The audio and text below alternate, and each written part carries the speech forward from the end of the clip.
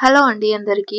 ఈరోజైతే మా రోహితాక్షు నేనైతే నిన్న మార్కెట్ నుంచి తెచ్చాను. ఇది నూడిల్స్ అన్నమాట. నూడిల్స్ అయితే మా రోహితాక్షు తెచ్చి మమ్మీ అని చూపిస్తే సరే అని నేనైతే చేద్దామని వాడైతే అస్సలు వదలట్లేడు. వాడిని నేను ఎలాగోలా చేపించి ఇప్పుడైతే నేను హాట్ వాటర్ అయితే పెట్టేసి దీంట్లో అయితే ఉడికించుకుంటున్నాను. నూడిల్స్ అయితే ఫస్ట్ అయితే ఉడికించుకోవాలి కాబట్టి చాలా టైం పట్టిద్ది. ఇది మెత్తగా ఉడకడానికి.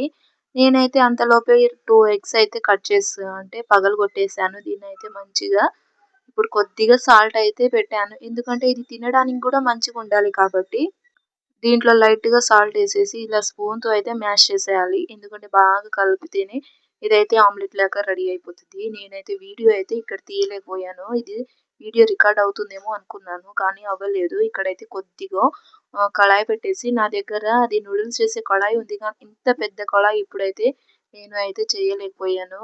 ఎందుకంటే చిన్న బేబీ ఉంది కాబట్టి బేబీని చూసుకుంటూ ఇది చేయాలంటే కొంచెం టైం పట్టిద్ది. ఇప్పుడైతే మా రోహితాక్ష్ ఏడుస్తున్నాడని నేను చేశాను. కొద్దిగా ఆయిల్ ఏసేసుకొని ఇదైతే భలే వచ్చిందబ్బా! అసలు నేనైతే వీడియో ఇక్కడ అసలు మిస్ అయిపోయాను. వీడియో రికార్డ్ అవుతుందేమో అనుకున్నాను. అవ్వలేదు. ఇక్కడైతే మంచిగా ఇలా అయితే మనం పలుకుగా మంచిగా చేసుకోవాలి. ఇలా అయితే చేసుకున్న తర్వాత దీన్ని మంచిగా ఫ్రై అవ్వాలి. అంటే స్మెల్ వచ్చేదాకా చేసుకోవాలి. నేనైతే ఇలాగే చేసుకున్నాను. మీరైతే చాలా వరకి మీ పిల్లల కోసం ఎలా తింటారో అలా చేసుకోండి. ఇప్పుడైతే ఇలా చేసుకున్న తర్వాత ఒక ప్లేట్‌లో అయితే తీసేసుకోవాలి. అదే కడాయిలో కొద్దిగా ఆయిల్ అయితే ఏసేసుకున్న తర్వాత నేనైతే నాకు నచ్చినట్టు నేనేసుకుంటున్నాను. మీరైతే ఏదైనా ఏసుకోవచ్చు. అంటే నూడిల్స్‌లో 2 ఎగ్స్‌ని చేసుకోవాలి. యాక్చువల్లీ ఇది నేను ఏయడం వల్ల మిస్టేక్ అయింది. అందుకే నేనైతే ఇది అంటే ముందే చెప్తున్నాను. 2 ఎగ్స్‌తోనే మసాలా అవి అన్ని ఐటెమ్స్ ఏసుకోవచ్చు. నాకు ఉన్న దాంట్లోనే నేను చేసుకున్నానబ్బా! ఇక్కడైతే కొద్దిగా ఆనియన్స్ తర్వాత క్యారెట్ ఇలా అయితే ఏసేసుకోవాలి. దీన్ని మంచిగా అల్లం పేస్ట్ అయితే ఏసేసుకోవాలి. ఏసుకుంటేనే ఏసుకోవచ్చు. లేకపోతే లేదు అల్లం పేస్టు. నాకు కొద్దిగా టేస్ట్ బాగుంటుందేమో అని ఏసుకున్నాను. కానీ అది బాగోదు. అల్లం పేస్ట్ అయితే అస్సలేసుకోవద్దు. ఇక్కడైతే మంచిగా ఫ్రై అవ్వాలి. క్యారెట్లు గూడా బాగా మరగాలి. అంతలోనే ఇదైతే మంచిగా మెత్తగా ఎలా ఉడికిందో ఇగో వీడియోలో చూపిస్తున్నట్టు ఇలా అయితే అవ్వాలి.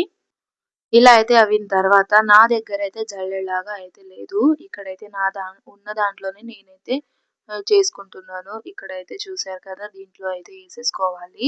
ఈ కడాయిలో వేసేసుకున్న తర్వాత లైట్‌గా పసుపు, కారం, ఉప్పు, సాల్ట్ గూడా అడ్జస్ట్ చేసుకోవాలి. తర్వాత ధనియాల పౌడర్ గూడా ఏసుకోవాలి. మీ దగ్గర పెప్పరు, మసాలా అవన్నీ ఉంటే ఏసుకోవచ్చు. తర్వాత మన ఫుడ్ కలర్స్ అవి అన్నీ ఉంటాయి కదా! అవి గూడా యాడ్ చేసుకోవచ్చు. నా దగ్గర ఉన్నది నేనేసుకుంటున్నా. తర్వాత కొత్తిమీర, తర్వాత మనం ఫ్రై చేసుకున్నది ఎగ్ అయితే ఏసేసుకొని దీన్నైతే ఈ స్పూన్‌తో 2 స్పూన్‌తో కలుపుకోవాలి. నేనైతే ఈ వీడియో తీయడానికి ఒక యూజ్ చేస్తున్నాను హ్యాండ్ అన్నమాట. నాకు వీడియో తీయడానికి కూడా అంటే సపోర్ట్ లేదు. అందుకే 2 హ్యాండ్స్‌తో ఇలా మంచిగా కలుపుకోవాలి. నేనైతే ఇప్పుడు 2 హ్యాండ్స్‌తో అయితే కలిపేసుకుంటున్నాను. చూసేయండి. చూసారు కాబట్టి ఇప్పుడైతే నేను ఆఫ్ చేసి 2 హ్యాండ్స్‌తో కలిపాను. మొత్తానికైతే ఈ నూడిల్స్ అయితే ప్రిపేర్ అయింది. టేస్ట్ అయితే చేశాను. కొద్దిగా సాల్ట్ తక్కువయింది. నేనైతే మళ్ళీ సాల్ట్ ఏసుకొని అడ్జస్ట్ చేసుకొని మా రోహితాక్షికి అయితే ఇచ్చేసాను. వాడైతే తీసుకెళ్ళిపోయిండన్నమాట. ఎంత బాగుందో చూసారు కదా! ఇలా అయితే ప్రిపేర్ చేసుకోండి. నూడిల్స్ అయితే చాలా టేస్టీగా ఉంది. నా రోహితాక్షి అయితే చాలా ఇష్టంగా తిన్నాడన్నమాట. ఇంకా ఎప్పుడైనా సరే ఏదైనా పిల్లలు ఇష్టంగా తింటే వాళ్ళ కోసమే చేయాలనిపిస్తది కదా!